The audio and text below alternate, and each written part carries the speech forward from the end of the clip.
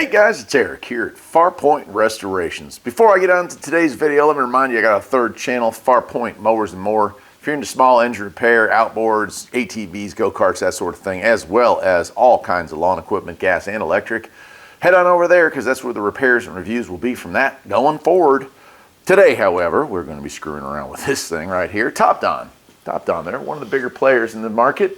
They reached out to me and wanted to know, hey, we noticed you do a ton of scan tool videos on your channel. What if we sent you this scan tool and you checked it out? If you're seeing this video, that means that this product doesn't suck, but let's find out together, shall we? The basics, and that's what I want to hear. That's all it came with it, just this box right here. So let me go ahead and pull the camera closer in. We'll open it up together, take it out, and I've got a car that has check engine light on and some other lights on, and we'll look at it together, okay? Let's do it. Right, well, we've done a firmware update on this thing, and so I just wanted to show you that first, but let's go on and head on out to the car. We're going to play with this old beater Volvo that I love to torment.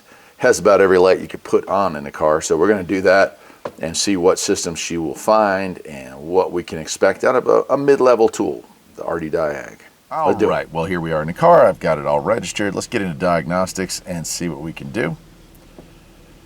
And, ooh, I don't know, let's do a VIN scan, see if it finds it. I don't think it will be able to locate a Volvo VIN from this vintage, but let's see.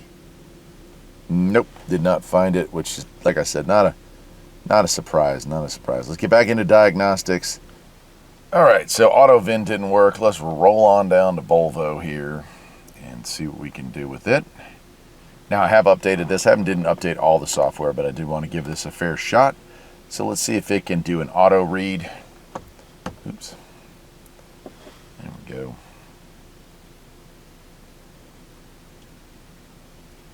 Cool, so it does find the VIN number now once we're in the subsystem. That's very, very common among scan tools. That Volvo and scan tools don't ever play along well. It is an all-wheel drive cross country and it is ready to rock and roll. We're going to try an auto scan on this thing.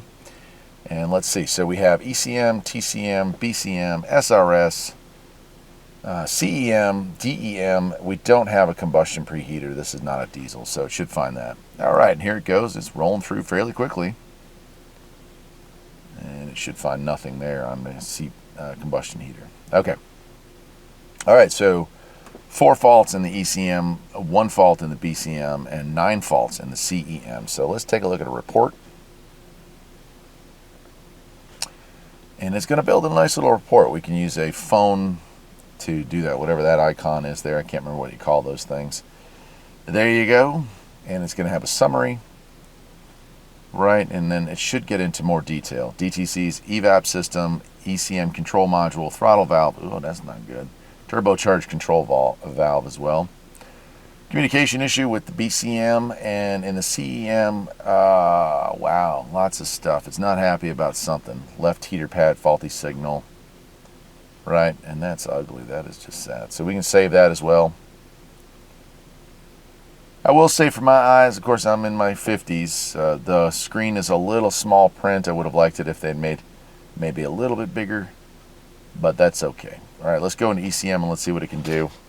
We can read, we can clear, we can take a look at the data. Let's take a look at data stream.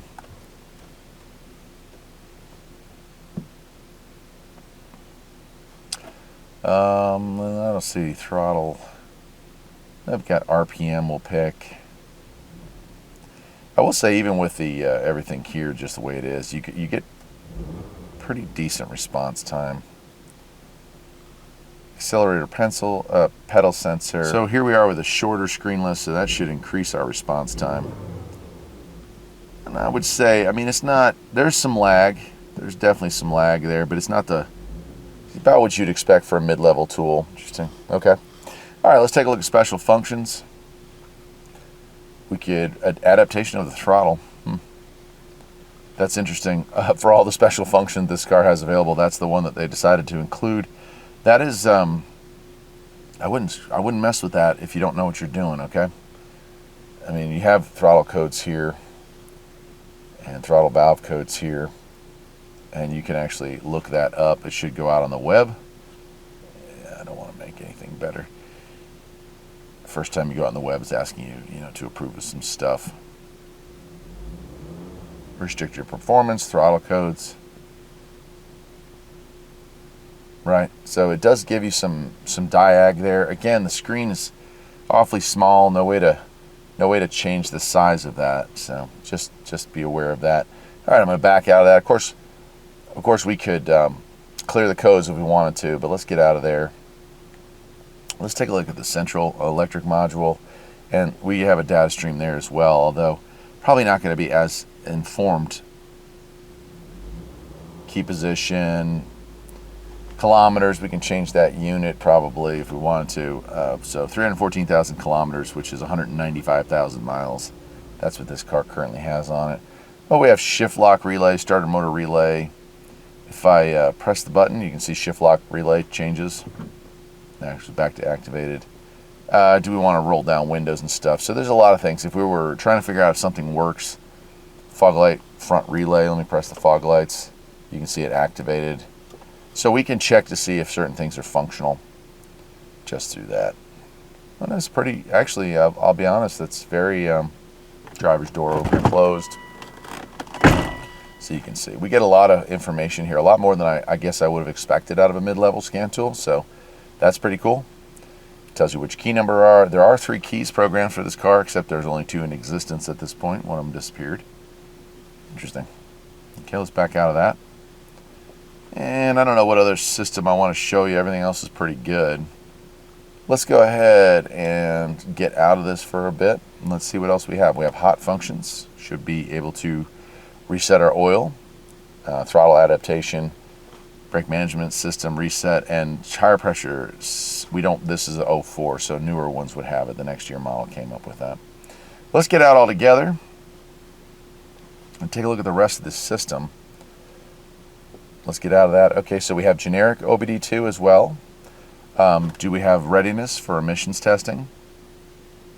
All right, and readinesses that are set. Right, not ready, not supported.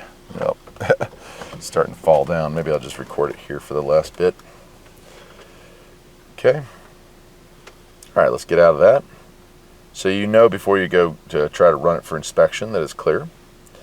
Maintenance, let's see what kind of stuff we have. So we do have oil, throttle, electronic parking brake, steering angle sensors, injector, battery management system, ABS, regen on the DPF, and tire pressure monitor. Now that's available on some, but not all vehicles. So like on my car, not all of that was there. We have a mall. Let's go out on it. No refunds after purchase. And so what kind of stuff we have? Renault, Nissan, gateway token, so if you needed to get in there and program keys, stuff like that. Diagnostic software, nothing available. So there's a couple things, but not much. But that's something that was part of the update, so I assume they'll be adding more to that. We could check battery voltage with the vehicle running, and you can see we're pretty firmly at that. History, if we want to get into reports and stuff, and screenshots, screen recording is also possible, and user information. Firmware update, system update, and we can get our profile and our shop software set up in here. Settings as well if we want to change it from kilometers and stuff. Excuse me. Let's take a look at about the tablet here. We can see what kind of system. It is an Android system. It is definitely locked. Version 11, so a newer one.